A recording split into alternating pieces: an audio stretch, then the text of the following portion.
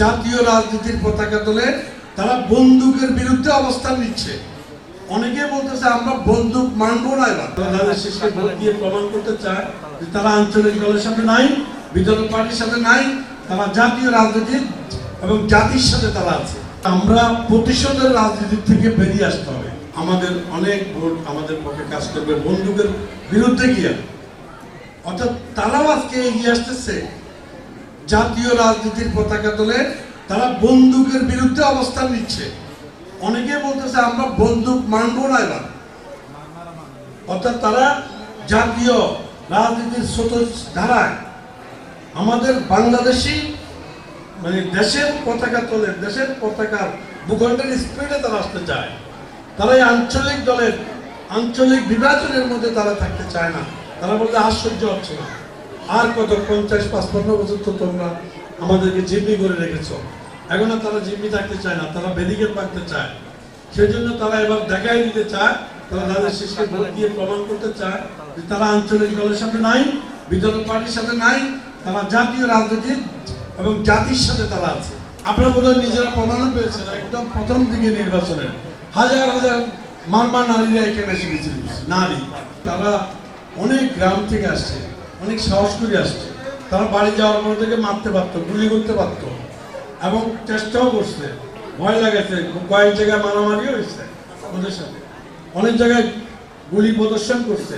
আবার এই মারমারা কিন্তু আবার ওদেরকেও হুমকি দিচ্ছে যে একটা আঘাত করলে আমরা কিন্তু তোমাদের 10 টাকা খাইব না, এরকম কথাও বলছে। কেন? তারা আজকে ওই অবস্থান থেকে মুক্তি চায়। বড় দলের মধ্যে আওয়ামী লীগ তো নিজ গুণে নির্বাচনে চলে গেছে, নিজ গুণে, আমি দোষ বলবো না, নিজ গুণে নির্বাচনে চলে গেছে।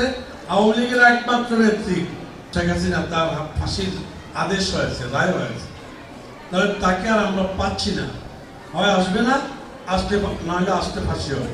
তাহলে আওয়ামী লীগের নেতৃত্ব দিয়ে আবার যে 20-30-40 বছরের মধ্যে তারা ঘুরে দাঁড়াতে পারবে, এটা আমার মনে হচ্ছে না। ঘুরে দাঁড়ানোর সুযোগ দেয়। তাহলে বড় দল দুইটার মধ্যে একটা শেষ, আর রয়েছে মাত্র একটা বিএনপি, যাদের 5 বার সরকার গঠন করার অভিজ্ঞতা আছে। আমাদের 5 বার সরকার পরিচালনার অভিজ্ঞতা আছে। আমরা সরকারের কিভাবে চলে আমরা সেটা করতে পারবো। তারেক রহমান এবার এসে আগামীতে সরকারে গেলে কি করবে এগুলো বলেছে, বারবার বলছে, প্রতিদিন বলছে। আপনারা নিশ্চয়ই টেলিভিশনে, মোবাইলে, ইউটিউবে আপনারা শুনতেছেন, লোক মুখে শুনতেছেন, তার চাল চলন দেখতেছেন, কত ভদ্রতা না মাস্তানি করতেছে সে, এটা আপনারা দেখতেছেন। সে আজ পর্যন্ত কারো প্রতিপক্ষের কারো নাম পর্যন্ত নেয় নাই। আসার পরের থেকে বা আসার আগের থেকেও তাকে যারা আঘাত করে, আহত করে, তাকে যারা 70 বছর চিকিৎসা করতেছে তাদের বিরুদ্ধে বলে নাই। তার মাকে, আমাদের নেত্রীকে যারা মেরে ফেলেছে, আমাদের হাজার হাজার নেতা কর্মী যারা হত্যা করেছে, খুন করছে, তাদের বিরুদ্ধে একটা কথা বলে নাই। তাহলে আপনারা বুঝে নেন যে তার মধ্যে কত শালীনতা, ভদ্রতা। যেমন খালেদা জিয়ার মুখে একটা কটাক্ষ, কাউকে একটা ছোট করে একটা শব্দ, একটা গালি খালেদা জিয়া কখনো দেয় নাই। অতএব যেমন খালেদা জিয়া তেমনি হল আপনার তার ছেলে তারেক রহমান। অতএব এই জায়গা দিয়ে আপনি বুঝেন যে আগামী দিনে বাংলাদেশে কিন্তু এটা পরিবর্তন হবে।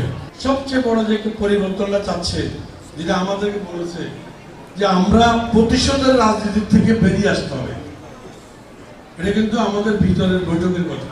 সেই জন্য তারেক রহমান বলছে কাউকে না কাউকে আমাদের স্যাক্রিফাইস করতে হবে, উদ্যোগী হতে হবে। আমরাই ত্যাগ স্বীকার করলাম, আমাদের উপর যে নির্যাতন করেছে সেটা আমরা মেনে নিলাম, আমরা আর প্রতিশোধ নেব না।